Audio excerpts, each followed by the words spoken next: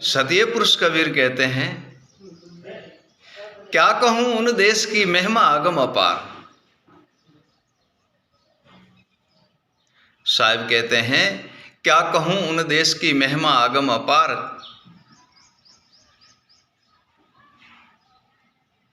ज्ञान विवेक वैराग से कोई पूर्ण पावे पार। यह प्रिय सज्जनों,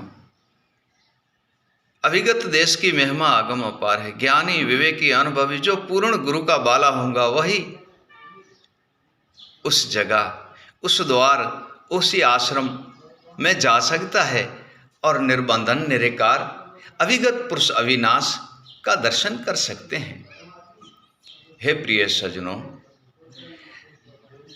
कृपा गुरुदेव की जब तक नहीं होती है, गुरु के चरण हम नहीं जाते हैं, उनके भजन स्मरण नहीं करते हैं, तो भी हमें प्राप्त नहीं होगा।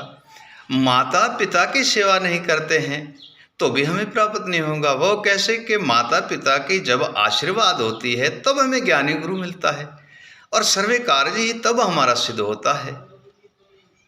हम माता पिता की सेवा करेंगे, उनके चरणों में बैठ कर के उनकी सेवा करेंगे, माता पिता के आज्ञा अनुसार चलेंगे तो हमारे ऊपर उनकी दया होंगी और वह आशीर्वाद देंगे। हम सर्वे कार्य में सफल होंगे। जिज्ञासु गृह आश्रम चाहे वाणिज्य व्यापार हो, और उनकी माता पिता की दया होंगी तो उनकी आशीर्वाद से हमें ज्ञानी गुरु की प्राप्ति होगी। प्रिय सज्जनों, हमें ज्ञानी गुरु की प्राप्ति होगी और ज्ञानी गुरु बिन तो बंधन कटना महाकठिन है। ज्ञानी गुरु बिन बंधन कटना महाकठिन है। ज्ञानी और विवेकी संत का ही काम है, विवेकी गुरु का ही काम है।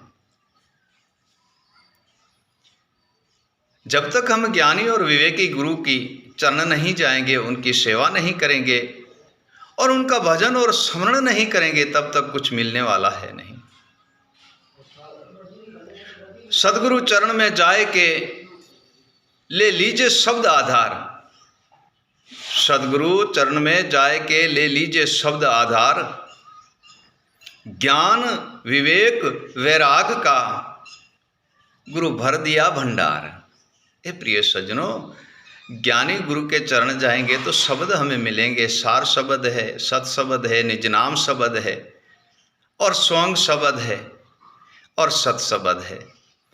हे प्रिय सज्जनों, उनके बाद में सदगुरु देव से हमें ज्ञान और विवेक की प्राप्ति होती है। उनका स्मरण करके हम बंधन से मुक्त होकर निर्बंध हो जाते हैं।